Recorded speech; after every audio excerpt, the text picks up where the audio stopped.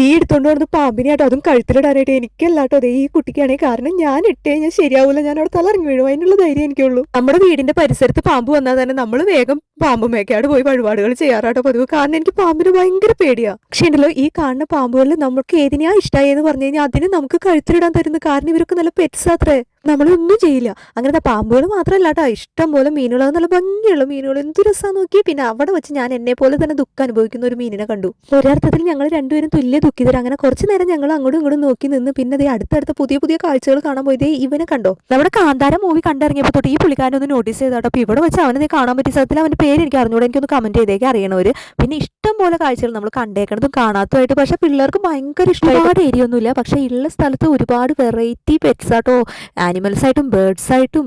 എൻ്റെ പൊന്നെ ഒന്നും പറയാനില്ല, അടിപൊളി സ്ഥലം. അപ്പൊ നമുക്ക് ഈ ലൊക്കേഷൻ വന്നത് ചെറായി ബീച്ചിന്റെ തൊട്ടടുത്താട്ടോ.